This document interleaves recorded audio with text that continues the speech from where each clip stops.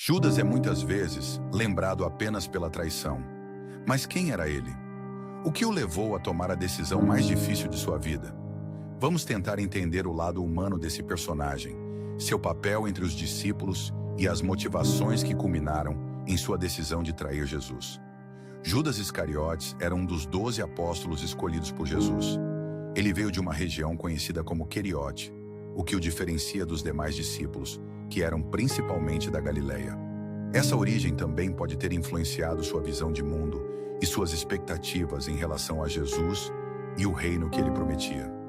Judas era alguém próximo a Jesus, andando lado a lado com ele, testemunhando milagres e ouvindo suas palavras de amor e perdão.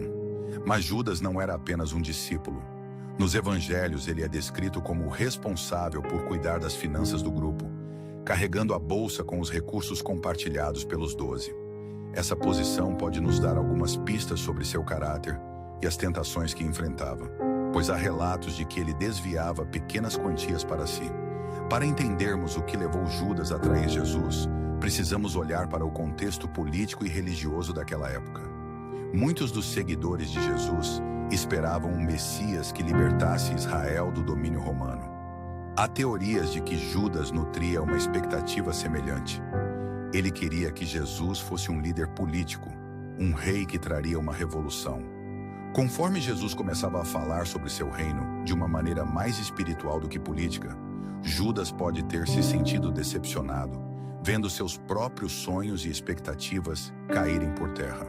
Alguns estudiosos sugerem que a traição de Judas não era inicialmente um ato de maldade pura, mas talvez uma tentativa de forçar Jesus a agir.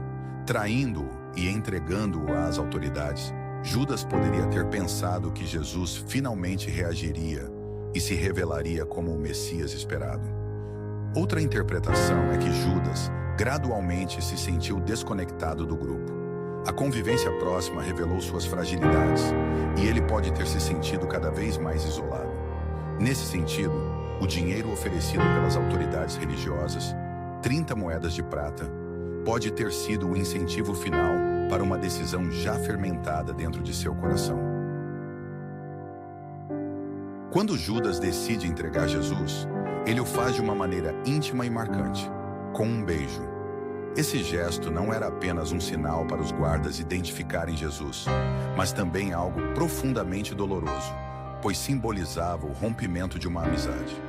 O beijo, que deveria ser um símbolo de respeito e amor, foi transformado em um símbolo de traição. Jesus, no entanto, não reage com raiva. Ele aceita a traição de Judas, mostrando compaixão até o último momento, chamando-o de amigo enquanto é preso. Esse ato de Jesus revela uma perspectiva diferente, pois ele vê além da traição, talvez percebendo a luta interna que Judas vivia. Após a traição, Judas rapidamente percebe as consequências de seu ato. Em Mateus 27, lemos que ele, tomado pelo remorso, tenta devolver as moedas aos líderes religiosos, dizendo: "Pequei, pois traí sangue inocente." Esse momento mostra que Judas compreendeu o peso de sua escolha, mas ao invés de buscar o perdão ou uma segunda chance, ele escolhe o desespero. O fim de Judas é trágico.